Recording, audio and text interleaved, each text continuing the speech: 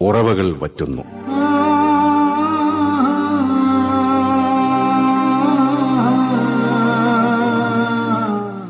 രചന ഇബ്രാഹിം വേങ്ങര.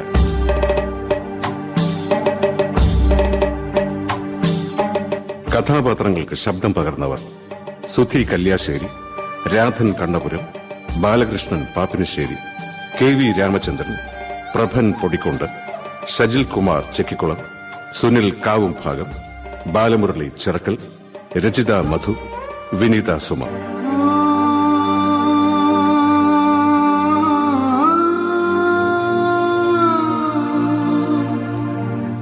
സംവിധാനം PV Prashanth Kumar.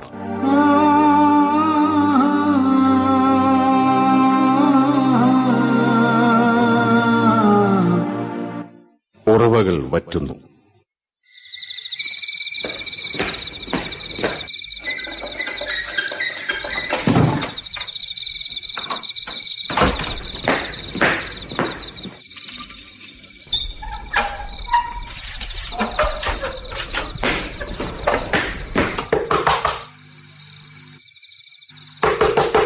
Hello കാത്തിയെ, good morning എന്ന് ഞാൻ പറയാത്തത് പാതിരാത്രി ആയതുകൊണ്ടാണ്.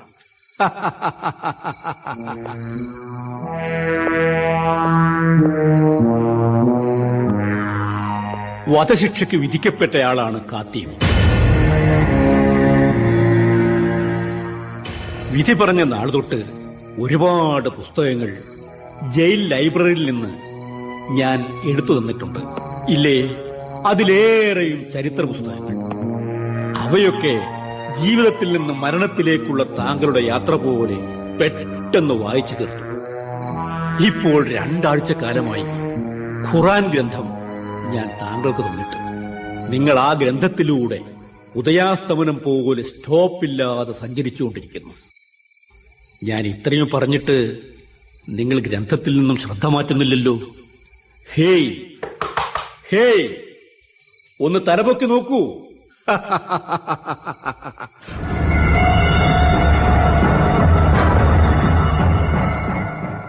ഹോ, നിങ്ങൾ എന്റെ മുഖത്തേക്ക് നോക്കിയല്ലോ, സന്തോഷമായി. സാറ് പറഞ്ഞതൊക്കെയും ഞാൻ കേട്ടു. പക്ഷേ ഖുർആനിലെ ഓരോ സൂറത്തും, അതായത് അധ്യായം പൂർത്തിയാക്കാതെ ഞാൻ ആരോടും സംസാരിക്കാറില്ല. എനിക്ക് കാത്തീബ് എന്ന പേര് വീണത് കിതാബ് എഴുതിയത് കൊണ്ടാണ്. ഒരുപാട് കിതാബുകൾ ഞാൻ പകർത്തി എഴുതിയിട്ടുണ്ട്. ഖുർആൻ മുഴുവനും മനഃപാഠവുമാണ്. പക്ഷേ ഇതിന്റെ മേൽപ്പരപ്പിലൂടെ മാത്രമേ ഞാൻ സഞ്ചരിച്ചിട്ടുള്ളൂ. ആഴങ്ങളിലേക്ക് ഞാൻ പോയിട്ടില്ല. പോയിരുന്നെങ്കിൽ പറയണം. ചില കാഴ്ചകൾ നമ്മെ കള്ളം പഠിപ്പിക്കുന്നു, നമ്മെ വിശ്വസിപ്പിക്കുന്നു. പറയണം. ചോദിച്ചോട്ടെ സാർ, എന്റെ വധ ദിവസം തീരുമാനിച്ചല്ലേ? അതാണോ പതിവില്ലാതെ ഈ അസമയത്ത് എന്നെ കാണാൻ വന്നത്? കോടതിയുടെ അനുവാദത്തോടെ എന്റെ കണ്ണുകളും വൃക്കകളും കരളും ഹൃദയവും ദാനം ചെയ്യാൻ ഞാൻ തീരുമാനിച്ചല്ലോ. ഇനി ദാനം ചെയ്യാൻ എന്റെ ശ്വാസം മാത്രമേ ഉള്ളൂ.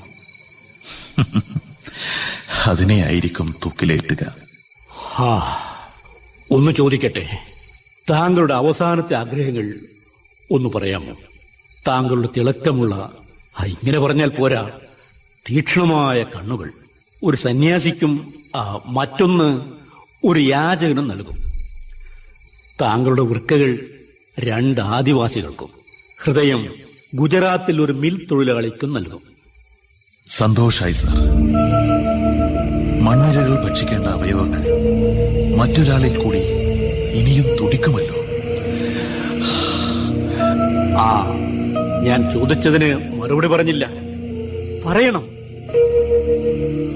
എന്റെ ഉപ്പച്ചിയെയും ഉമ്മച്ചിയെയും ഒരു നോക്ക് കാണണം. ആ കാലുകളിൽ കെട്ടിപ്പിടിച്ച് എനിക്ക് പൊട്ടിക്കരയണം. സാധിക്കുമോ സാർ? കാത്തി, താങ്കൾ കരയുന്നത് ഞാൻ ആദ്യമായാണ് കേൾക്കുന്നത്. ഞാനിപ്പോൾ ഒരു ജയിൽ സൂപ്രണ്ട് അല്ല, കൂടെ പിറന്ന ഒരു സഹോദരനാണെന്ന് കരുതുക. കാത്തീബിന്റെ ആഗ്രഹം ഞാൻ സാധിപ്പിച്ചു തരും.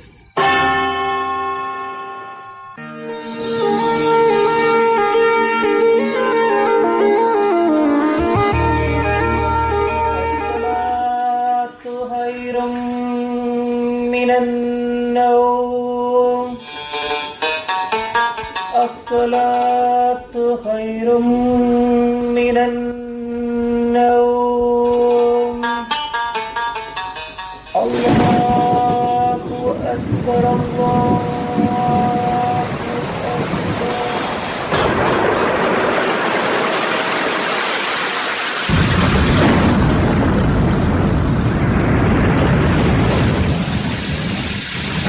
യാ റബ്ബുൽ ആലമീൻ, ഓർക്കാപ്പുറത്താണല്ലോ ഇടിയും മഴയും.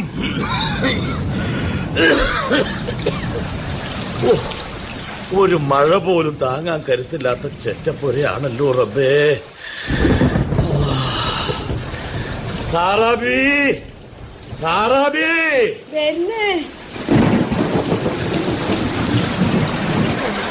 എന്തേനു? കൊട്ടും കൊരവിയും തുടങ്ങിയല്ലോ. 2 കൊല്ലായിട്ട് വരാത്ത പൊരയാ. ഇന്നലെ നിങ്ങള് പറഞ്ഞില്ലേ പെരക്കാത്ത് കിടന്ന ആകാശത്തിലെ നക്ഷത്രങ്ങളെ മുഴുവൻ കാണാന്ന്. ഇപ്പൊ മിന്നലും കാണാം. മഴവെള്ളം ഒരു തുള്ളി പോലും പുറത്തേക്ക് പോവൂല്ല. പേരുകേട്ട തറവാട്ടില് ആളെമ്പാടും ഉണ്ടെങ്കിലും ഈ ഒരു കുഴപ്പമില്ലേരും. ഞമ്മക്ക് ആവശ്യമുള്ളത് വെച്ച് വിളമ്പി തിന്ന. ഞാനായിട്ട് ചെറ്റകെട്ടി മാറി താമസിച്ചതൊന്നും അല്ലല്ല. ആന്നാ സാറാബി, എടോ, വലിയ തറവാട്ടിലെ ബഹളത്തിലും അഹങ്കാരത്തിനിടയിലും കാത്തീബിന്റെ പഠനം നടക്കൂലെന്ന് തോന്നിയപ്പോഴാ ഈ ചെറ്റപ്പുരയെ കുറിച്ച് ആലോചിച്ചത്. അത് മോശമായെന്ന് ഇപ്പോഴും നിരീക്കുന്നില്ല. നമ്മക്ക് ഈ ചെറ്റപ്പുരയെങ്കിലും ഇല്ലേ സ്വന്തമായിട്ട്? നമ്മളെ നാട്ടിലെ 80% പേർക്കും പുറമ്പോക്കാ പൊര ഓരും ജീവിക്കുന്നില്ലേ? വലുതായി ചിന്തിക്കുമ്പോഴേ വിഷമമുള്ളൂ. സാരമില്ല, ഭൂമി എത്രത്തോളം സഹിക്കുന്നു. കാത്തീബ് പള്ളി പോയാ? ബാങ്ക് കഴിഞ്ഞല്ല? ഓനാ ഇന്ന് ബാങ്ക് വിളിച്ച. ഇന്നലെ ഇശ കഴിഞ്ഞ് ഓൻ ഇങ്ങോട്ട് വന്നിട്ടില്ല. ഓൻ പള്ളി കിടക്കുന്നെന്നാ പറഞ്ഞ്. എന്താ സാറാബി, എന്നെ നിന്നെന്തെന്നാ ഒളിപ്പിക്കുന്നു? നിങ്ങളിന്ന് എനിക്കൊന്നും ഒളിപ്പിക്കാനില്ലല്ല. സുബഹ് നിസ്കാരം കഴിഞ്ഞ് ഓൻ എങ്ങട്ടില്ലാണ്ട് പോവും. മുല്ലാജിലാനി പേരും പെരുമയുള്ള ആളാ. ഒപ്പം പഠിച്ചോരും പഠിപ്പിച്ചോരും മണിമാളികയിൽ പാർക്കുന്നു, പൂതിയുള്ള ഓജീനം കഴിക്കുന്നു. മുല്ലാജിലാനി എങ്ങനെയാ കഴിഞ്ഞു കൂടുന്നേന്ന് എല്ലാവരും ചോദിക്കുന്നുണ്ടാ, അറിയുന്നുണ്ടാ?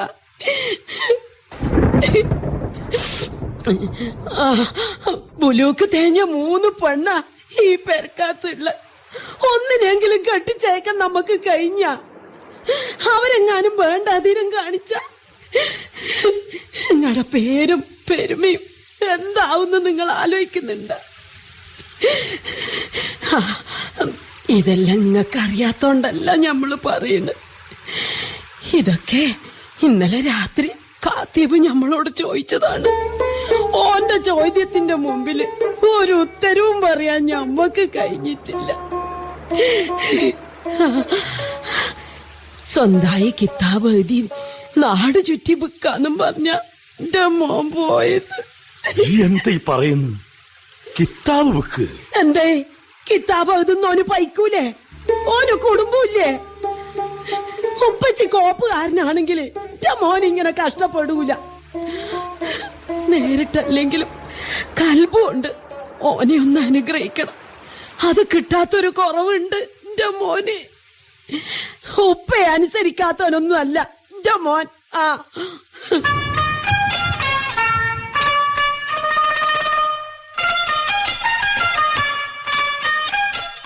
അസ്സലാമു അലൈക്കും വസ്സലാം. അസ്സലാമു അലൈക്കും വസ്സലാം. കാത്തീബ് അവിടെ നിക്കി. ചോദിക്കട്ടെ, ഈ പള്ളിയിലെ മുക്രി ആരാ? സുലൈമാൻ ഉസ്താദ്. അതാരാ? നിങ്ങള് തന്നെ. അപ്പോ നിനക്ക് അത് തിരിച്ചറിയല്ലേ? നമ്മുടെ ഉസ്താദാണ് അന്റെ ഉപ്പച്ചി മുല്ലാജിലാനി. അറിവ് കൂടിയപ്പോ അല്പം തലതിരിഞ്ഞുപോയി. അതുകൊണ്ട് ഇസ്ലാം കൽപ്പിക്കുന്ന പലതും ചെയ്യാതായി. നിസ്കാരമില്ല, നോമ്പില്ല, ദുഹായില്ല, അങ്ങനെ ഒന്നുമില്ല. ഏത് നേരവും ചിന്ത. അതൊക്കെ പോട്ടെ. എന്റെ കാര്യം പറ. ഉപ്പച്ചിയെയും ഉമ്മച്ചിയെയും പിരിഞ്ഞ് ഞാൻ ഇന്നേ വരെ ഒരിടത്തും പോയിട്ടില്ല. ഉപ്പച്ചിന്റെ അവസ്ഥ ഉസ്താദ് പറഞ്ഞതുപോലെ ദുനിയാവിൽ നിന്ന് എത്രയോ ദൂരത്താണ്. എന്റെ മുന്നിൽ ദുനിയാവ് വലിയൊരു പ്രശ്നമാണ്. കുടുംബം, അവരെ ഒന്ന് കരക്കടുപ്പിക്കണം. ഞാൻ നാടുവിടാൻ തീരുമാനിച്ചു. എങ്ങോട്ട്? അറിയില്ല. ചിലപ്പോ മറ്റുള്ളവർ യാത്ര ചെയ്ത വഴിയിലൂടെ, അല്ലെങ്കിൽ പൊതുവഴി ഞാൻ കണ്ടെത്തും. അന്റെ കയ്യിൽ എന്തുണ്ട്? എന്റെ വിദ്യാഭ്യാസ യോഗ്യത തെളിയിക്കുന്ന സർട്ടിഫിക്കറ്റുകൾ. അതുകൊണ്ട് ഒരു കാര്യവുമില്ലെന്ന് എനിക്കറിയാം. എങ്കിലും ഒരു കരുതിയിരിപ്പ്, പിന്നെ ഖുറാൻ പകർത്തി എഴുതാനുള്ള കഴിവ്, അതുമല്ലെങ്കിൽ വിയർക്കാനുള്ള തയ്യാറെടുപ്പ്. എന്തായാലും കുടുംബത്തെ രക്ഷിച്ചേ പറ്റൂ. ആരാ ഇങ്ങോട്ട് വരണേ? അതും വടിയും കുത്തിപ്പിടിച്ച്. അന്റെ ഉപ്പച്ചിയല്ലേ? ആണ് ആണ്, അന്റെ ഉപ്പച്ചിയാ. ഇപ്പോ ലക്ഷ്യം വെച്ചാ വരവ്. ഓ, ഉസ്താദും ഇവന്റെ കൂട്ടനുണ്ടല്ലോ. നന്നായി. കാണാൻ കഴിയില്ലെന്നാ നിരീച്ചിരുന്നേ. എന്റെ ഭാഗ്യം. ഉപ്പച്ചി പോണേന് മുമ്പ് ഒന്ന് കാണണമെന്ന് പൂതിയുണ്ടായി. കണ്ടൂലോ, അത് മതി.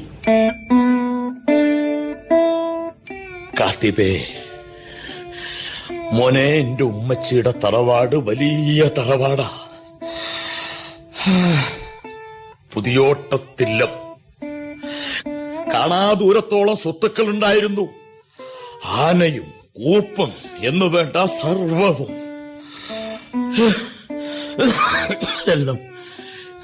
എല്ലാം പോയി. കുടുംബക്കാർ തമ്മിൽ കലഹം കൂടിയപ്പോ ഒരു ചെറിയ ഓലപ്പൊരയിലേക്ക് നിങ്ങളെയും കൂട്ടി പോന്നു. എന്റെ ഉമ്മയെ നിക്കാഹ് കഴിക്കുമ്പോ എന്റെ കയ്യിൽ കുറച്ച് കിതാബുകൾ മാത്രമേ ഉണ്ടായുള്ളൂ. അതാ എന്റെ ഉമ്മച്ചിക്ക് ഞാൻ മഹറായി കൊടുത്തത്. എന്റെ ഉമ്മച്ചി അത് സന്തോഷത്തോടെ പൊരുത്തപ്പെട്ട് സ്വീകരിച്ചു. മക്കൾക്കും ഞാൻ നൽകിയത് അറിവാ, മറ്റൊന്നും എന്റെ കയ്യിലില്ല. പോ പോ, എവിടെ വേണേലും പോ. പക്ഷേ പിറന്ന മണ്ണും അതിനോടുള്ള കൂറും എവിടെയും കളഞ്ഞു പോവരുത്. നിന്റെ ഉമ്മച്ചിക്കും പെങ്ങന്മാർക്കും നിന്റെ യാത്ര കൊണ്ട് പ്രയോജനം ഉണ്ടാവെങ്കിൽ ഉപ്പക്കത് സന്തോഷല്ലേ ഉള്ളു മോനെ. അല്ല മോനെ. ഉപ്പച്ചി, മതി. എനിക്ക് സന്തോഷായി. നമ്മുടെ ദുരിതങ്ങളും കഷ്ടപ്പാടുകളും തീരും എന്നാ എന്റെ വിശ്വാസം. ഉപ്പച്ചി, എന്റെ തലയിലെ തൊട്ട് പൊരുത്തം തരിക. അതാണ് എന്റെ ശക്തിയും ധൈര്യവും. നിനക്ക് തരാൻ ഉപ്പാന്റെ കയ്യിൽ പണമായിട്ടൊന്നുമില്ല. പക്ഷെ ഉപ്പ എന്നും കൂടെ കൊണ്ടു നടക്കുന്ന പൂർവികരാൽ എഴുതപ്പെട്ട ഈ പരിശുദ്ധ ഖുർആൻ എന്റെ മോന്റെ കയ്യിൽ വെച്ചോളൂ, ഒരു ധൈര്യത്തിന്.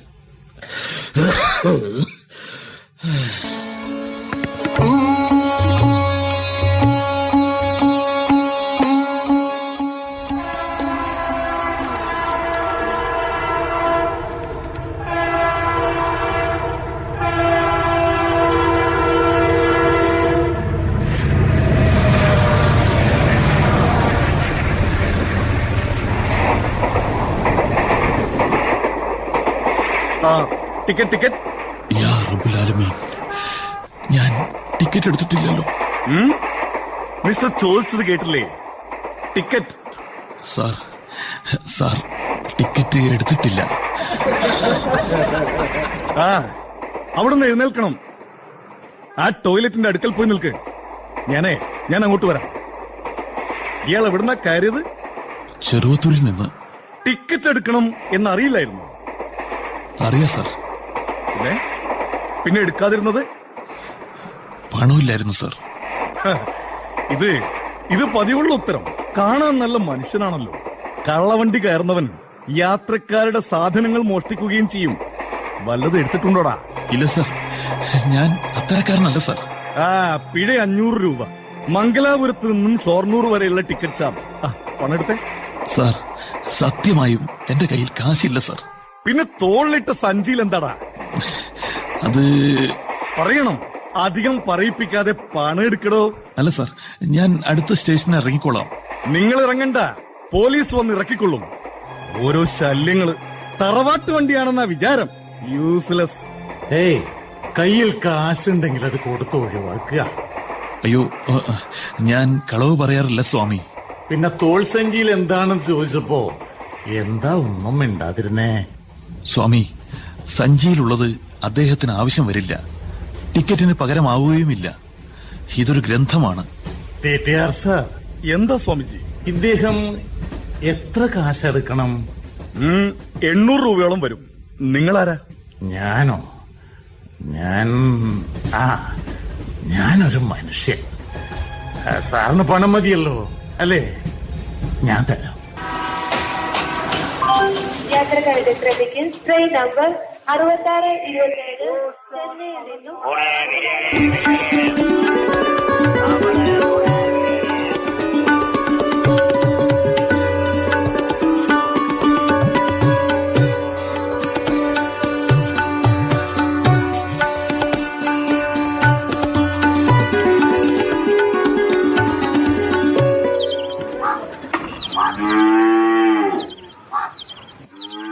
മൈതൂട്ടി, എന്തേ? ആ പശുവിന് വെള്ളം കൊടുത്തില്ലേ? 2 കള കൂടിയുണ്ട്, അത് കഴിഞ്ഞ് കൊടുത്തോളാം. കിള പിന്നീടും ആവാലോ. ദാഹിച്ചല്ലേ പശു കരയുന്നത്. 2-3 ദിവസം ഞാനൊന്ന് അകന്നു നിന്നപ്പോ എന്തെല്ലാം ഏടാകുടങ്ങളാണ്. കുടിവെള്ളക്ഷാമം മൊയ്തൂട്ടിക്കറിയില്ലേ? സൂര്യൻ തീ തുപ്പുക, ഭൂമി ഉണങ്ങി വരണ്ടിരിക്കുന്നു. നമ്മുടെ കിണറും കുളവും ഒഴികെ മറ്റെല്ലാം വറ്റിയിരിക്കുന്നു. ഇതൊക്കെ ഒന്ന് മനസ്സിലാക്കിയിട്ട് ചെയ്യേണ്ടതൊക്കെ മുൻകൂട്ടി കണ്ടറിഞ്ഞ് ചെയ്തൂടെ നിനക്ക്? ഈ വീടും ഇക്കാണ സ്വത്തുമൊക്കെ മൊയ്തൂട്ടിയെ തൽക്കാലം ഏൽപ്പിച്ച് തറവാട്ടില് കുറച്ചുനാൾ നിൽക്കണമെന്നുണ്ട്. എങ്ങനെയൊക്കെയാണെന്ന് വെച്ചാ. ഇല്ല, ഇനി അങ്ങനെയൊന്നും ഉണ്ടാവൂല. മഴ വരാൻ നിക്കല്ലേ, തൊടിയിൽ ഇത്തിരി പണിയുണ്ടായിരുന്നു.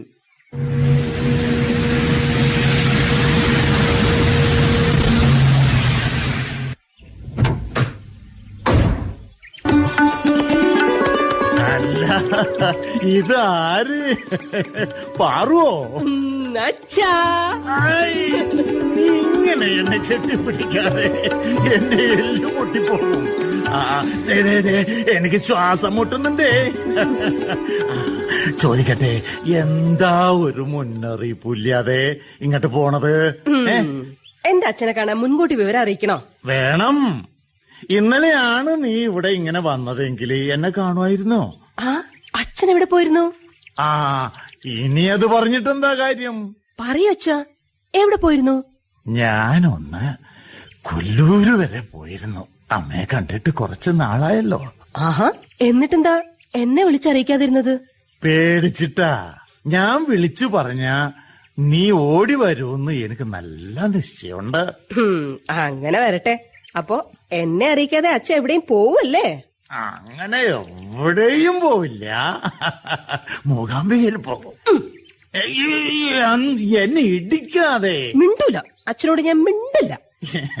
ഇപ്പൊ നിനക്ക് 22 വയസ്സ് കഴിഞ്ഞു. എന്റെ 50ാമത്തെ വയസ്സില്ല നിന്റെ അമ്മ നിന്നെ എനിക്ക് തന്നത്. നിനക്ക് 2 വയസ്സായപ്പോ അവൾ അങ്ങോട്ട് പോയി. പിന്നെ അച്ഛനും അമ്മയും കളിക്കൂട്ടുകാരനും ഒക്കെയായി നീ എന്നെ പരിഗണിച്ചു. നിനക്ക് 2 വയസ്സായപ്പോ തുടങ്ങി അച്ഛനോട് ഞാൻ മിണ്ടില്ല എന്ന് പറയാൻ. ഇപ്പോഴും അത് തുടരുന്നു. വാ, അച്ഛന്റെ മോള് അടുത്തേക്ക് വാ. യാത്രാക്ഷീണം മുഖത്ത് നന്നേ കാണുന്നുണ്ട്. ഒന്ന് കുളിച്ച് ഫ്രഷ് ആയാൽ ഈ ക്ഷീണമൊക്കെ അങ്ങോട്ട് പോകും. അതിനു മുമ്പായി ഒരു സന്തോഷ വർത്താനം അച്ഛനോട് എനിക്ക് പറയാനുണ്ട്. എന്താ മോളിയത്? ഞാൻ ഒന്ന് പറയൂ കുട്ടി. ഞാൻ തിരുവനന്തപുരത്ത് നിന്ന് തൃശ്ശൂരിലേക്ക് ട്രാൻസ്ഫർ ആയി. നേരോ? നേര്. ഇനി മൊയ്തൂട്ടിയുടെ കയ്യിൽ നിന്ന് അച്ഛൻ ചോറുണ്ടണ്ട. അച്ഛന് ഇഷ്ടപ്പെട്ട ഭക്ഷണം ഞാൻ ഉണ്ടാക്കി തരും. എന്തായാലും മൊയ്തൂട്ടിയെ കഷ്ടപ്പെടുത്തേണ്ട. അവൻ ജീവിച്ചു പോയിക്കോട്ടെ. നേര് പറഞ്ഞ ഞാൻ അവനെ വഴക്ക് പറയെങ്കിലും നല്ല കൈപ്പുണ്യമുള്ളവനാ. എന്റെ എരിവും പുളിയും രുചിയും അവനോളം അറിയുന്നത് നിന്റെ അമ്മക്ക് മാത്രമായിരുന്നു. അച്ഛാ, എന്റെ സന്തോഷം കൊളാക്കല്ലേ. ആ കണ്ണൊന്ന് തുടച്ചേ. ആ, ഇപ്പൊ നല്ല കുട്ടിയായി എന്റെ അച്ഛൻ. അതെ, ഞാനൊന്ന് കുളിച്ച് ഫ്രഷായി വരാം. ഓക്കെ? തിരുവേനിക്കിപ്പോ സന്തോഷായില്ലേ? ഒന്ന് പോടാ അനുസരണയില്ലാത്തവൻ.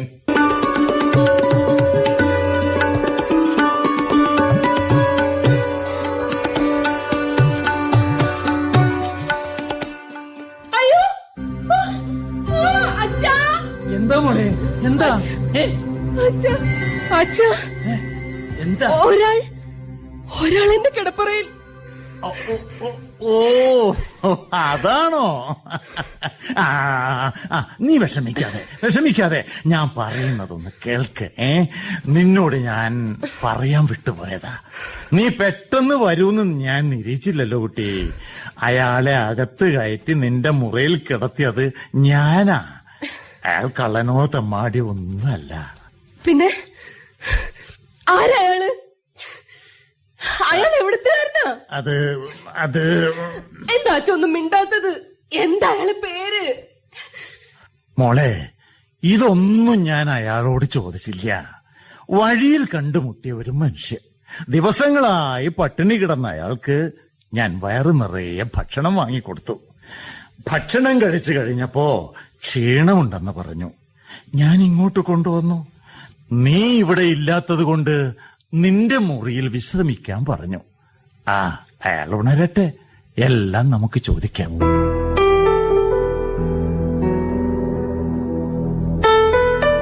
ഞാൻ പറയാം. പല കുറി ഞാൻ ശ്രമിച്ചിരുന്നു എന്നെ പരിചയപ്പെടുത്താൻ. പക്ഷേ സാറ് താല്പര്യം കാണിച്ചില്ല. വയറിന്റെ കാളലടങ്ങിയപ്പോ തീയിൽ വെള്ളമൊഴിച്ച കൂട്ട് ദേഹമാസകലം പുകഞ്ഞു.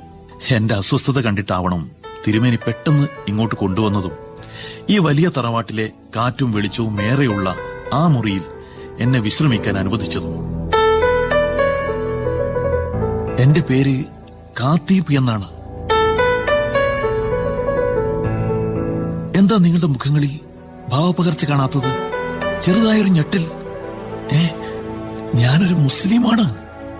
ഞാൻ കാരണം ഈ വീട് അശുദ്ധമായെങ്കിൽ ഞാൻ എന്താണ് പ്രതിവിധി ചെയ്യേണ്ടത്? നിങ്ങൾ പറയുന്നത് എന്തും ഞാൻ ചെയ്യാം. ഞാൻ എഴുതും, ചിത്രം വരയ്ക്കും. എന്റെ പേരിന്റെ അർത്ഥം തന്നെ എഴുത്തുകാരൻ എന്നാണ്. ബാപ്പയാണ് എന്നെ അങ്ങനെ വിളിച്ചു തുടങ്ങിയത്. സാർ, എന്റെ ഷോളാർ ബാഗ് മുറിയിലുണ്ട്. ഞാൻ അതെടുത്ത് പോയിക്കൊള്ളാം.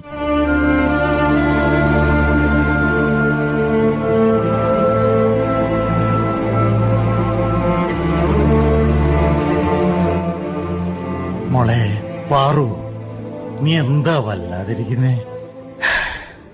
ഒന്നുമില്ല, ഞാൻ ആലോചിക്ക. പണ്ടൊരിക്കൽ അച്ഛൻ പറഞ്ഞ കാര്യം. അറിവിന്റെ ജലാശയത്തിൽ നിന്ന് ഓരോരുത്തർക്കും ആവശ്യമുള്ളത് അത്രയും കോരിയെടുക്കാം. ആരും അതിന് തടസ്സമല്ല. ഇങ്ങനെ ഒരു അച്ഛനെ കിട്ടിയതിൽ ഞാൻ എത്ര ഭാഗ്യവതിയാണ്. അയാളോട് പെട്ടെന്ന് പോകേണ്ടതും പറയൂ അച്ഛാ. എന്തിനാ? അയാളിങ്ങ് പോട്ടെ, നമുക്കെന്ത് കാര്യം? അച്ഛൻ ചില നേരത്ത് വിവരദോഷം കാണിക്കും. ആളെ തിരിച്ചറിയാതെ ബന്ധം പുലർത്തും. അതിൽ പരം വിവരക്കേട് വേറെ ഉണ്ടോ? ഒരാൾക്ക് ഭക്ഷണം വാങ്ങിക്കൊടുക്കണമെങ്കിൽ, വിശ്രമിക്കാൻ ഇടം കൊടുക്കണമെങ്കിൽ അയാളെക്കുറിച്ച് ശരിയാവണ്ണം ഒന്ന് അന്വേഷണം നടത്തേണ്ടതല്ലേ? ഞാൻ അത് ചെയ്തില്ല. അയാളെ പോയിക്കോട്ടെ. അച്ഛാ പ്ലീസ്, വെരി സോറി. ഞാനൊന്നും മനസ്സിലാക്കാതെ കയർത്തുപോയതാ. ഓക്കെ. ഈ ലോകത്ത് എന്നെ ഏറെ മനസ്സിലാക്കേണ്ടത് എന്റെ മോളാണ്. മോളെ മനസ്സിലാക്കേണ്ടത് ഈ അച്ഛനും. നമ്മുടെ ഇടയിൽ വേലികളില്ലല്ലോ മോളെ, ഉണ്ടോ? അച്ഛാ ഓക്കെ.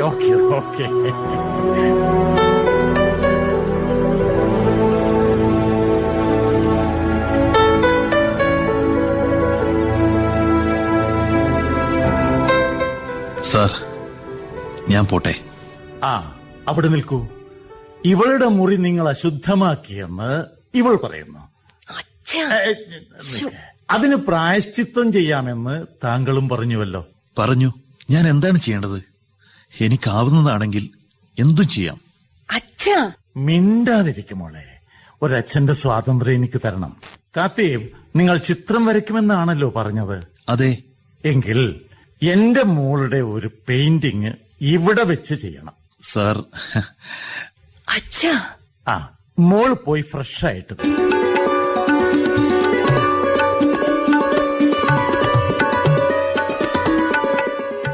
കാത്തേം, അവളൊരു പാവമാണ്.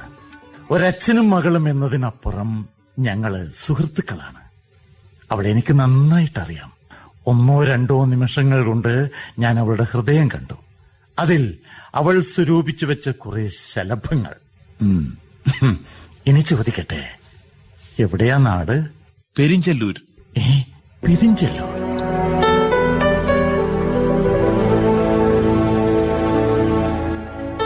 അതെ. അവിടെ പുതിയോട്ടില്ലം എന്നൊരു വീടറിയുമോ?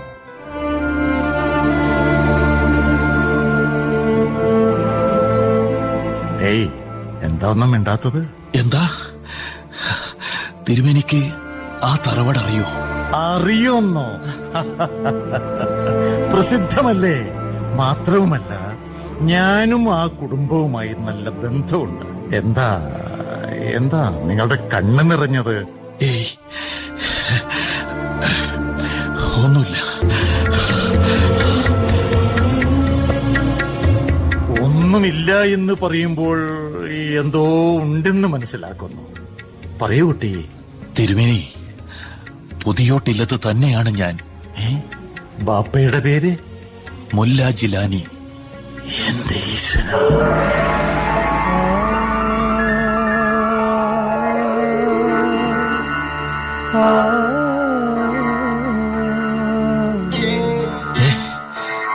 തിരുമേനിക്കറിയോ? ആ മഹാപണ്ഡിതന്റെ മകനാണോ എന്റെ മുമ്പിൽ നിൽക്കുന്നത്?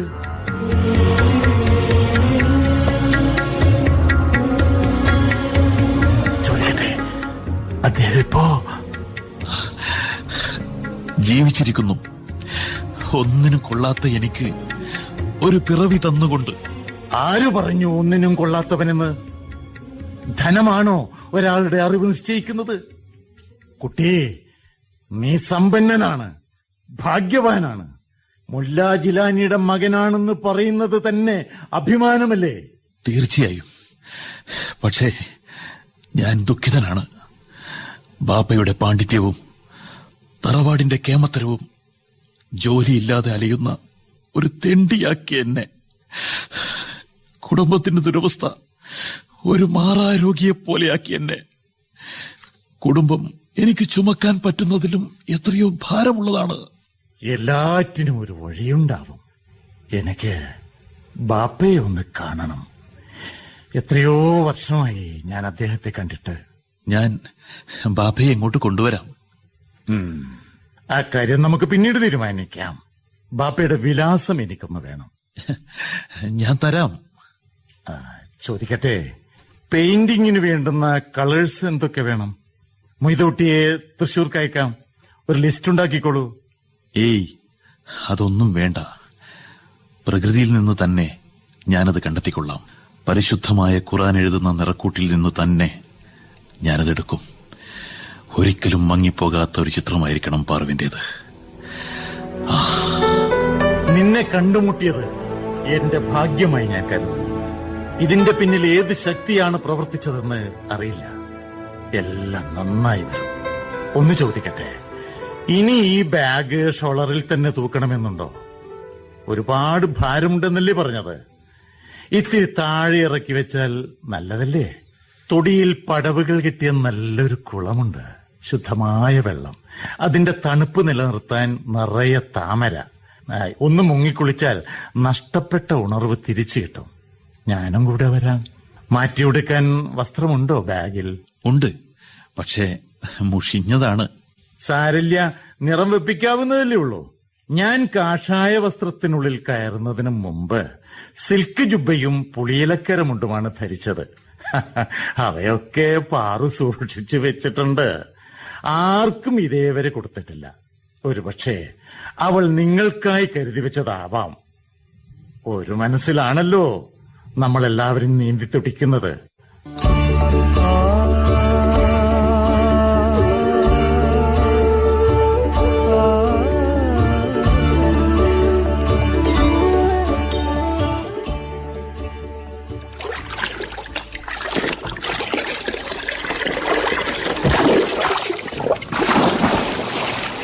തിരുമേനി, ഇത്തരം കുളങ്ങൾ ഇപ്പോഴെവിടെയും കാണാനില്ല. കുട്ടിക്കാലത്ത് വീടിന്റെ പിന്നാമ്പുറത്തുണ്ടായിരുന്നു. അവിടുന്ന് നീന്തൽ പഠിക്കാൻ ശ്രമിച്ചത്. പക്ഷേ എത്ര പണിപ്പെട്ടിട്ടും നീന്തൽ പഠിച്ചില്ല. അതൊരു കുറവായിട്ട് എല്ലാവരും കണ്ടിരുന്നു, പരിഹസിച്ചിരുന്നു. ഇപ്പോ കുളങ്ങളൊക്കെ മണ്ണിട്ട് മൂടി. പുതിയോട്ടില്ലത്തിന്റെ ഇപ്പോഴത്തെ അവകാശികൾ 3000 പേരാ. പല ദിക്കുകളിലായി. കഴിവുള്ളവരൊക്കെ അങ്ങനെ രക്ഷപ്പെട്ടു. ആ കത്തീബേ, ഒരു യാത്ര പ്ലാൻ ചെയ്യുന്നുണ്ട്. പാക്കേജ് ടൂറാ. എങ്ങോട്ടാ? ഭാരതത്തിന്റെ ഹൃദയത്തിലൂടെ. പ്രായമായില്ലേ, തീർത്ഥാടനം നല്ലതാണ്. പാറുവിന് നിർബന്ധം അവളും വരുന്നൂന്ന്. വരട്ടെ എന്ന് ഞാനും കരുതി. കുറവ പറ്റുന്നു, പച്ചപ്പില്ലാതാകുന്നു. മനുഷ്യ മനസ്സ് ഇപ്പോ മരുഭൂമി പോലെയാണ്. ശരിയാ. മറ്റാരൊക്കെയുണ്ട് കൂടെ? 19 പേരുണ്ടാകുമെന്നാ ട്രാവൽ ഏജൻസി പറഞ്ഞത്. പണ്ട് ഇതുപോലൊരു ചെറിയ യാത്ര ചെയ്തിരുന്നു. അന്ന് പാറു ജനിച്ചിട്ടില്ല. യശോദയുണ്ടായിരുന്നു, പാറുവിന്റെ അമ്മയെ.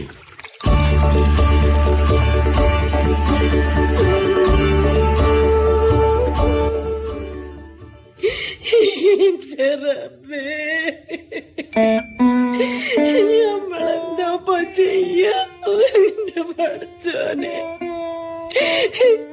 അല്ലപ്പ, നിങ്ങളിങ്ങനെ ഈ പൊട്ടിപ്പൊളിഞ്ഞ ചാരകസേരിൽ ചിന്തിച്ചിരുന്നാ മതിയാ. നമ്മുടെ മൂത്ത മോള ഊരും പേരും അറിയാത്തവന്റെ കൂടെ ഓടിപ്പോയിരിക്കണത്. എന്റെ റബ്ബേ,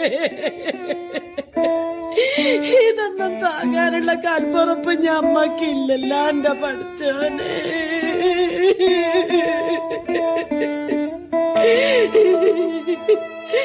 ആ ഉസ്താദ് പറഞ്ഞ് പോലീസിൽ പരാതി കൊടുക്കാൻ നിങ്ങൾ അതിനും തുനിയണില്ലല്ലോ. ഞമ്മളെന്താപ്പ ചെയ്യണ്ട എന്റെ റബ്ബേ?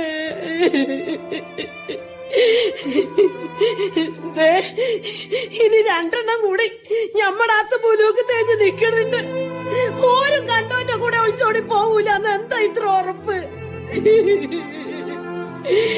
എന്റെ മോൻ കാത്തിബിന്റെ വിവരാണെങ്കിലും ഒന്നുമില്ലല്ലോ പഠിച്ചോനെ. എന്റെ റബ്ബേ, ഓനിതറിഞ്ഞാല് പഠിച്ചോനെ. സാറാബി, നീ ഭാഗ്യവതിയാടോ. കരയാനെങ്കിലും നിനക്ക് കഴിയുന്നുണ്ടല്ലോ. എനക്കതുപോലും കഴിയുന്നില്ല. മഹല്ലുകാർ ഇന്നലെ ഒരുപാട് വഴക്ക് പറഞ്ഞു. പെൺകുട്ടികളെ സമയാസമയം കെട്ടിച്ചില്ലെങ്കിൽ കയറ് പൊട്ടിച്ചോടുന്ന പയ്യന്റെ കൂട്ടായിരിക്കുമെന്ന്. അത് കേട്ടപ്പോ ചിരിയാ വന്നത്. ഒരു കാര്യം ഞാൻ നിന്നോട് പറയാം, എല്ലാം സഹിക്കാനുള്ള കരുത്ത് നേടണം. ഞാനൊരു ഉറുമ്പിനെയോ ഒരു ചെടിയെയോ ഒരു പൂവിനെയോ എന്തിനധികം പറയുന്നു, ഭൂമിയെപ്പോലും നോവിക്കാതെയല്ലേ ഞാൻ നടക്കാറ്. ഉസ്താദ് വരുന്നുണ്ട്, ഞാൻ അപ്പുറത്ത് പോവുക. ഒരു ചായ കൊടുക്കാൻ പോലും ഇവിടെ ഒന്നുമില്ലല്ലോ. സാരമില്ല ഹാറാബി, ഇവിടത്തെ എല്ലാ കാര്യങ്ങളും അങ്ങോർക്കും അറിയാം. അസ്സലാമു അലൈക്കും. വാലൈക്കും അസ്സലാം. മഹല്ലുകാർക്ക് ഹാലിളക്കം തുടങ്ങിയിരിക്കണ്. ഒരു അന്യമതസ്ഥന്റെ കൂടെയാണല്ലോ സുഗര പോയത്. അത് ഇസ്ലാമിങ്ങളുടെ മുഖത്ത് കരിവാരി തേക്കലായി പോയിന്ന്. ഉസ്താദേ, അതിശക്തമായ കടൽ തിരകളെ തടഞ്ഞു നിർത്താൻ കരിങ്കല്ലുകൊണ്ട് കടൽ ഭിത്തികൾ കെട്ടാറുണ്ടല്ലോ. അത്തരം സ്ഥലങ്ങളിൽ കടലാഴം കൂടും. കാരണം തിരകളുടെ പ്രതിഷേധം അത്രയും ഭയാനകമാണ്. മനുഷ്യ മനസ്സും വികാരങ്ങളും തിരമാലകളോട് ഉപമിക്കാം. അവിടെ മതമോ ജാതിയോ വർഗമോ ഒന്നും തടസ്സമല്ല. ഉയരങ്ങളിലേക്ക് നോക്കുമ്പോ കഴുത്തു വേദനിക്കും. സമനിരപ്പിലാകുമ്പോ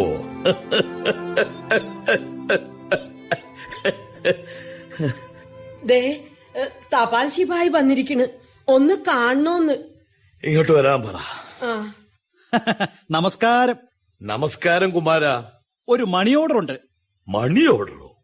എനിക്കോ? വാർദ്ധക്യ പെൻഷൻ പോലും ഞാൻ വേണ്ടാന്ന് പറഞ്ഞതാണല്ലോ. എഴുതി കൊടുക്കുകയും ചെയ്തു.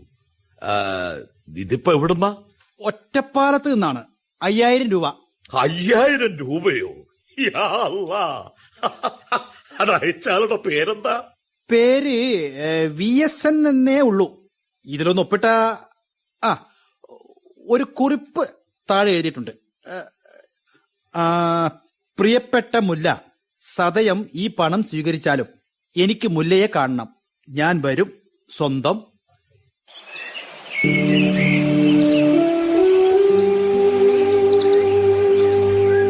ഞങ്ങളുടെ താമരക്കുളം സ്വന്തമാക്കിയോ?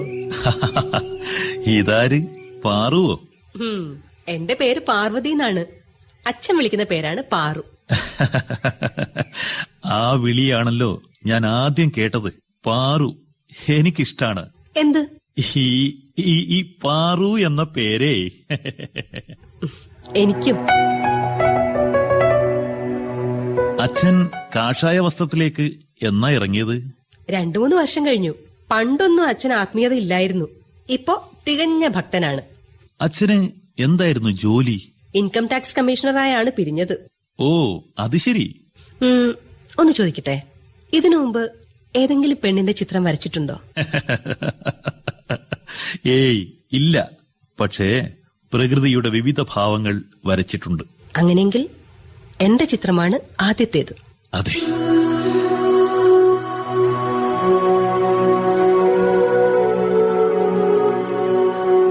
പ്രകൃതിയോട് ചേർന്ന് നിൽക്കുന്ന പ്രകൃതമാണ് പാറുവിന്റേത്.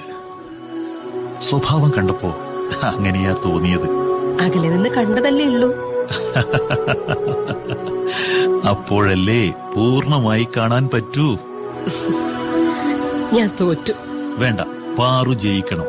ജയിക്കോ? തീർച്ചയായും. ചിത്രം വരയ്ക്കാൻ തുടങ്ങുമ്പോ ഞാൻ മുമ്പിലിരിക്കണോ? പാറുവിന് ജോലിക്ക് പോകണ്ടേ? അത് സാരല്ല. 3-4 മാസത്തെ ലീവ് എനിക്ക് ബാക്കിയുണ്ട്. അച്ഛനോടൊപ്പം യാത്ര ചെയ്യാൻ മാറ്റിവെച്ചതാ. അതിൽ നിന്ന് കുറച്ചെടുക്കാലോ. വേണ്ട, അത് വേണ്ട. പാറുവിന്റെ സ്കെച്ച് ഞാൻ കുറിച്ചു വെച്ചിട്ടുണ്ട്. അതെയോ? എവിടെയാ കുറിച്ചു വെച്ചിരിക്കുന്നത്? ഞാനൊന്ന് കണ്ടോട്ടെ. ഹേയ്, അങ്ങനെ പെട്ടെന്ന് എടുത്തു കാണിക്കാൻ പറ്റില്ല. എന്തേ? ഞാൻ ഭയപ്പെടുന്നു. എനിക്കൊന്നും മനസ്സിലാവുന്നില്ല. സ്കെച്ച് മോശമാണെങ്കിൽ പാറുവിന് വിഷമം തോന്നില്ലേ? ചിത്രം പൂർത്തിയായിട്ട് കണ്ടാ മതി. മൊയ്തുട്ടിക്കയോട് ഞാനൊരു കാര്യം പറഞ്ഞിരുന്നു. മറന്നു പോയോ എന്തോ? എന്തായിരുന്നു അത്? പാറുവിന് പരിചയമില്ലാത്തതാണ്. ഇഷ്ടാവോ എന്തോ? പറഞ്ഞാലല്ലേ അറിയൂ.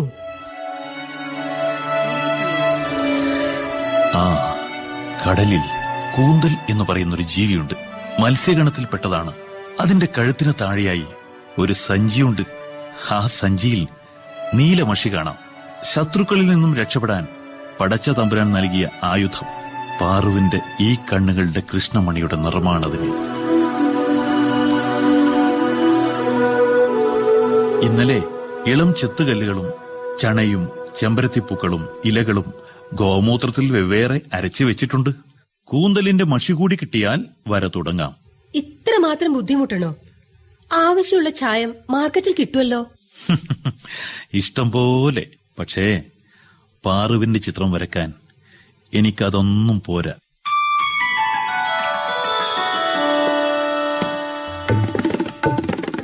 അച്ഛൻ പെരിഞ്ചല്ലൂർക്ക് പോയിരിക്കുക. എന്തിന്? പഴയൊരു ചങ്ങാതിയെ കാണാൻ. കൂട്ടത്തിൽ ജനിച്ച വീടും കാണും. സന്ധ്യ കഴിയും വരാൻ. പിന്നെ ഒരു സന്തോഷ വാർത്ത. അച്ഛൻ കാത്തീബിനൊരു ജോലി ശരിയാക്കി വെച്ചിട്ടുണ്ട്. ഒരു പബ്ലിഷിംഗ് കമ്പനിയിലാണ് എഡിറ്ററായി. നല്ല പൊസിഷനാ. അതെ, ബസ് വരാറായി. ഞാൻ പോട്ടെ.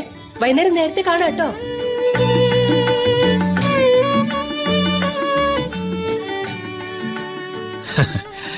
സ്വന്തം ജീവിതത്തെ എഡിറ്റ് ചെയ്യാൻ കഴിഞ്ഞിട്ടില്ല. ഗ്രാമർ പിശകും അക്ഷരത്തെറ്റുകളും. അദ്ദേഹം എന്തിനായിരിക്കും പെരിഞ്ചല്ലൂർക്ക് പോയത്? ഉപ്പച്ചിയെ കാണാനാണോ? അതിനാണോ വിലാസം ചോദിച്ചത്? ഒരു ജോലിയിൽ നിന്ന് കിട്ടുന്ന ശമ്പളം കൊണ്ട് എന്റെ ഭാരം ഇറക്കി വെക്കാൻ സാധിക്കില്ല. കഴുത്തോളം മുങ്ങിയിരിക്കുന്നു ഞാൻ. ഒരെഴുത്തുപലകയിൽ അഭയം തേടിയിട്ട് എനിക്ക് നിവർന്നു നിൽക്കാൻ കഴിയില്ല. പാറു, നിന്റെ ചിത്രം പൂർത്തിയായാൽ ഈ ലോകത്തു നിന്ന് തന്നെ ഞാൻ യാത്ര പറയും.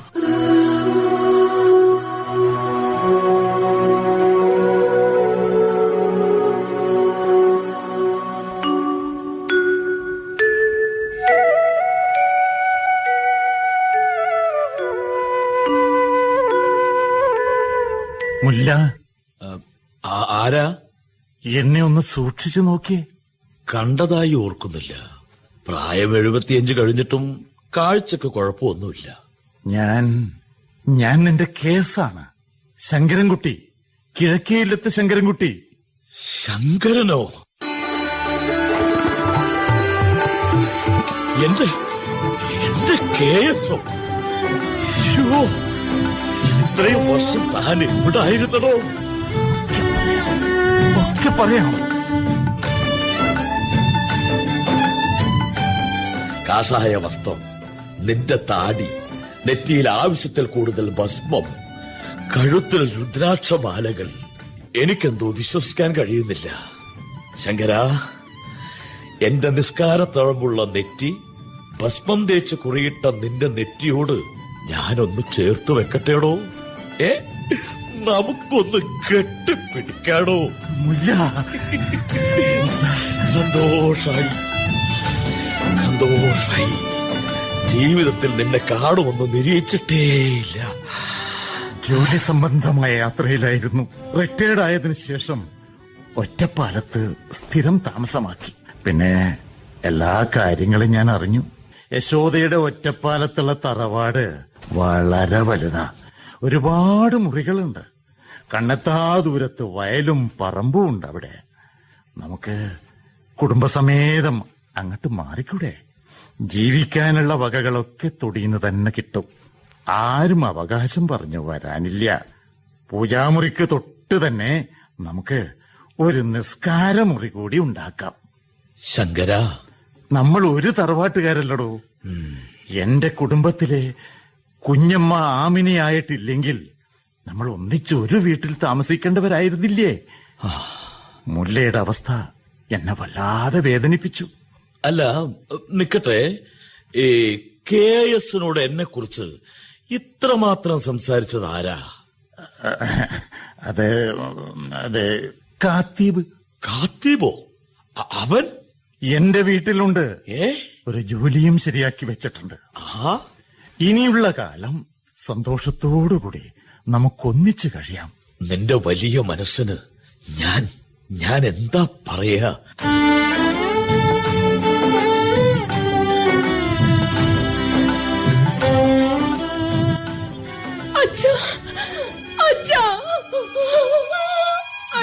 മോളെ, എന്താ മോളെ, എന്താ?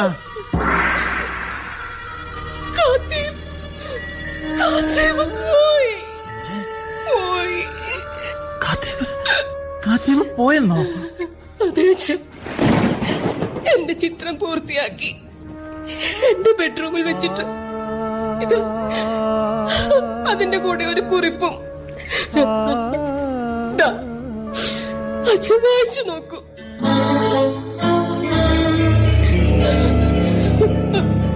പാറു, ദൈവത്തെ ഒരിക്കൽ പോലും ഞാൻ കണ്ടിട്ടില്ല. പക്ഷേ എന്റെ മനസ്സിൽ ഒരു രൂപമുണ്ടായിരുന്നു, അവ്യക്തമായ രൂപം. ആ രൂപത്തിന് വ്യക്തതയുണ്ടായത് അച്ഛനുമായി പരിചയപ്പെട്ടപ്പോഴായിരുന്നു. പാറുവിന്റെ ചിത്രം ഞാൻ ആദ്യം വരച്ചത് എന്റെ ഹൃദയത്തിലായിരുന്നു. പിന്നീടാണ് ക്യാൻവാസിൽ പകർത്തിയത്. എന്റെ ചിത്രരചന ഇഷ്ടാവോ എന്തോ. പാറു, പരാധീനതകൾക്ക് മുമ്പിൽ പിടിച്ചു നിൽക്കാൻ ഇനിയും എനിക്ക് ശക്തിയില്ല. കുടുംബഭാരം ചുമന്ന് എനിക്കിങ്ങനെ ജീവിതയാത്ര നടത്താൻ വയ്യ. ഞാൻ പോകുന്നു തിരിച്ചു വരാത്ത ഇടത്തേക്ക്. മാപ്പ്.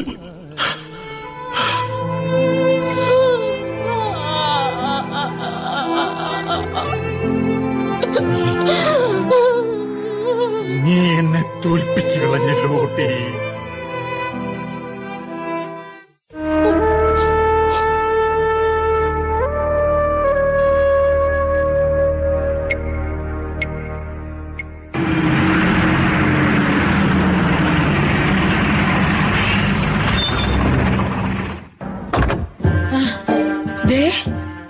നമ്മുടെ പൊരേന്റെ അടുത്ത് ഒരു കാറ് നിർത്തിയിരിക്കണ്. വലിയ കാറാ. ആരാ ഇപ്പൊ ഇങ്ങോട്ട് വരാൻ? ആ, ഒരാള് കാറിന്ന് ഇറങ്ങിയിട്ടുണ്ട്. മലയാളിയല്ലാന്ന് തോന്നണ്. വലിയ ജുബയും അയഞ്ഞ പൈജാമയും വലിയ താടിയും തലയിലൊരു തൊപ്പിയും കറുത്ത കണ്ണടിയും.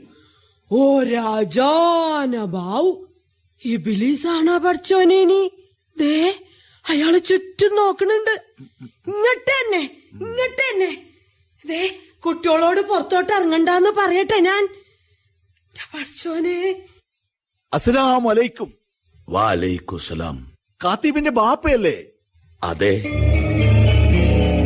കാത്തീബിന്റെ അടുത്ത ചങ്ങായാ ഞമ്മള്. ഓൻ ചില കാര്യങ്ങൾ ചെയ്യാൻ ഏൽപ്പിച്ചിരിക്കണ്. എന്താ കാര്യം? ഓന് 2 പെങ്ങന്മാരുണ്ടല്ല. 2 അല്ല 3. പോയതിനെ കുറിച്ച് പറഞ്ഞിട്ട് കാര്യമില്ലല്ല. ഇപ്പം ബാക്കിയിരിക്കുന്ന 2 അല്ലേ. ഓന് നിക്കാഹ് കഴിപ്പിക്കണം. അതിനുള്ള എല്ലാ ഏർപ്പാടുകളും ചെയ്തിരിക്കണ്. മുല്ലാജിറാനി ഒന്ന് കൈ കൊടുത്താൽ മാത്രം മതി. അതാണല്ലോ ഇസ്ലാമിന്റെ നിയമം. നിങ്ങള് ജീവിച്ചിരിപ്പില്ലെങ്കിൽ കാത്തീബിന്റെ കൈ മതിയായിരുന്നു. അല്ല, നിങ്ങളാരാ? എവിടുന്ന് വരുന്നു? പറഞ്ഞില്ലേ, ഒരു ചങ്ങായി. എന്റെ കാത്തീബ് എവിടെ? അയാൾക്കടുത്തൊന്നും ഇങ്ങോട്ട് വരാൻ പറ്റൂല. അതാ ഞമ്മള് വന്നേ. ആ, ഈ മൊബൈലിൽ ഒരു ഫോട്ടോ എടുത്തോട്ടെ. ആ, മുഖത്ത് ബേജാറ് കാണിക്കല്ലേ. ഒരു ഇസ്മായിൽ ചിരി. ആ, അങ്ങനെ തന്നെ മതി. രജിസ്റ്റർ ഓഫീസിൽ ഇതിന്റെ ആവശ്യം വരും. എനിക്കൊന്നും മനസ്സിലാവണില്ല. അത്ര കൂടുതലൊന്നും മനസ്സിലാക്കാനില്ല. മക്കളുടെ നിക്കാഹ് നടത്തുന്നു. ഈ ചെറ്റപ്പുരയിൽ നിന്ന് പഴയൊരു ഇല്ലത്തേക്ക് താമസം മാറ്റുന്നു. വട്ടച്ചെലവിനായി കുറച്ച് പണം തരുന്നു. തീർന്നു. മഹലിലെ ഖത്തീബ് ഇവിടെ വരും. നല്ല മനസ്സോടെ ധൈര്യമായി നിക്കാഹ് ചെയ്ത് കൊടുക്ക്. ആഘോഷമൊന്നും ഇപ്പൊ വേണ്ട. പിന്നെ മാറി താമസിക്കാനുള്ള ഒരുക്കം കൂട്ടിക്കോളി. പറഞ്ഞില്ല എന്ന് വേണ്ട. നിങ്ങൾ താമസം മാറിപ്പോണത് കിഴക്കേയിലത്തേക്കാ. മുല്ലയുടെ അരുമ സ്നേഹിതൻ KS-ന്റെ ഇല്ലത്തേക്ക്. ഭൂമി ഒരു പമ്പരം പോലെയല്ലേ മുല്ല.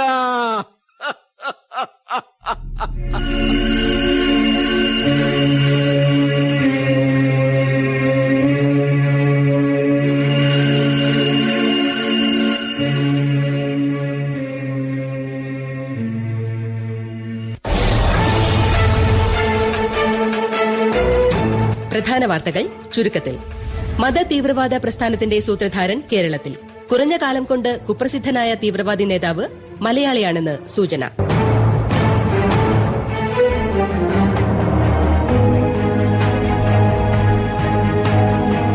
കണ്ടില്ലേ ടിവിയിൽ ഫ്ലാഷ് ന്യൂസ്? എന്റെ പാറുവിന്റെ വാർത്താ വായന, ചാനൽ ചർച്ചകൾ, മത തീവ്രവാദത്തിന്റെ സൂത്രധാരൻ കേരളത്തിൽ. യാ അല്ലാഹ്.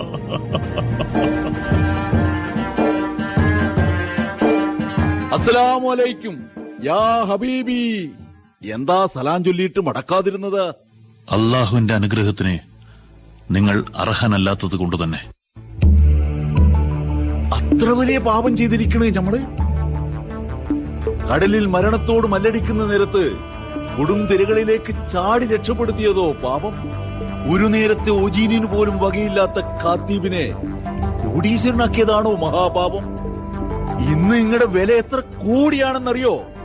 എത്ര കോടി ഉണ്ടായാലും ഞാൻ ചെയ്ത കുറ്റകൃത്യങ്ങൾ എത്ര വലുതാണെന്ന് നിങ്ങൾക്കറിയോ? ഇല്ല, മനസ്സമാധാനം അതെത്ര കോടി കൊടുത്താലും കിട്ടില്ല. ഞാനിപ്പോൾ കരയിൽ പിടിച്ചിട്ട മത്സ്യത്തെ പോലെയാ. അതൊന്നും കാര്യമാക്കണ്ട. നാം ചെയ്യാൻ പോകുന്ന പുതിയ ഓപ്പറേഷൻ വിജയിച്ചാൽ നിങ്ങൾ ആരാണ്? നമ്മുടെ നാട്ടിലെ 10 കോടീശ്വരന്മാരിൽ ഒരാൾ. നാട് ഞെട്ടണം, ഞെട്ടി വിറക്കണം.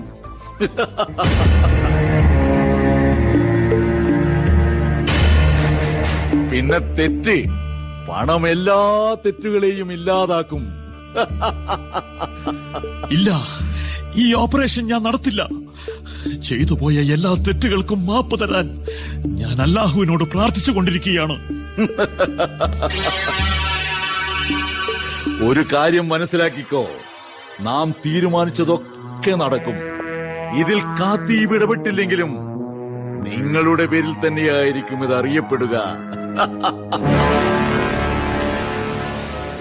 കുടുംബത്തെ സംരക്ഷിക്കാൻ കഴിയാത്ത യുവാക്കൾ ചാവേറുകളായി പണം സമ്പാദിക്കാൻ തയ്യാറാണ്. അവർ ഓരോ സ്ഥലത്തും എത്തിക്കഴിഞ്ഞു. പിന്നെ നിങ്ങൾ ഇതിൽ നിന്നൊഴിഞ്ഞു നിന്നാൽ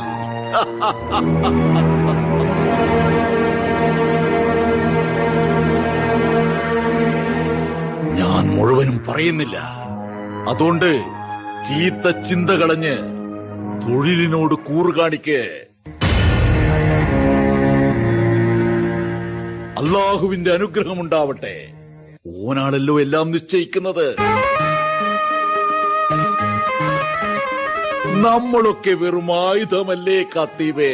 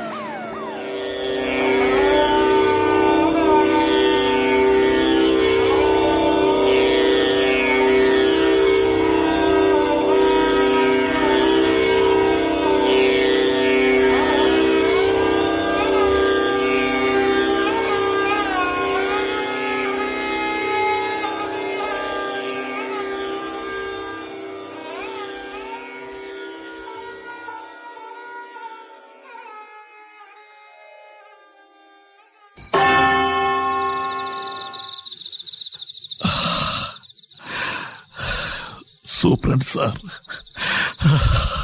50 പേർ കയറിയ തീർത്ഥാടക സംഘത്തിന്റെ ലക്ഷറി ബസ്സായിരുന്നു നിങ്ങൾ ചാവേരകൾ ഉപയോഗിച്ച് തകർത്ത് കളഞ്ഞത്.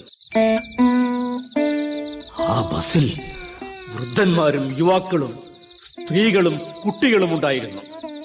ആരും രക്ഷപ്പെട്ടില്ല. അതോടൊപ്പം 10 പേരുടെ ശവശരീരം കത്തിച്ചാമ്പലായിരുന്നു. ആരെയും തിരിച്ചറിയാൻ കഴിഞ്ഞിട്ടില്ല.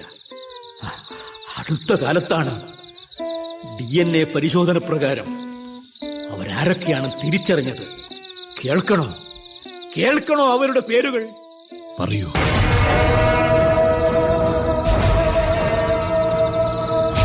പറയൂ സൂപ്രണ്ട് സാർ. നിങ്ങളുടെ ഉപ്പച്ചിയും ഉമ്മച്ചിയും.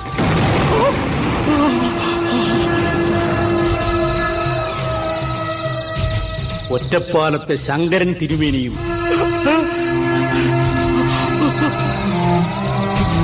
അദ്ദേഹത്തിന്റെ മകളും മാധ്യമപ്രവർത്തകയുമായ പാർവതി.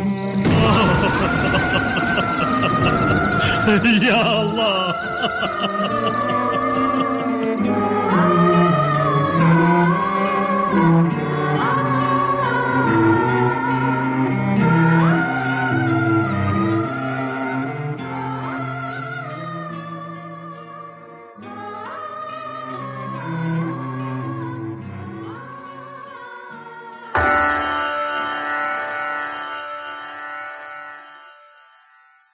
ഉറവകൾ വറ്റുന്നു.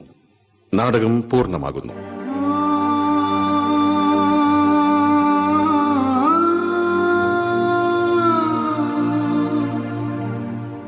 രചന ഇബ്രാഹിം വേങ്ങര.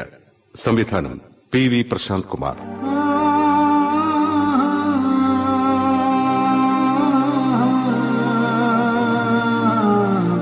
കഥാപാത്രങ്ങളും ശബ്ദം നൽകിയവരും: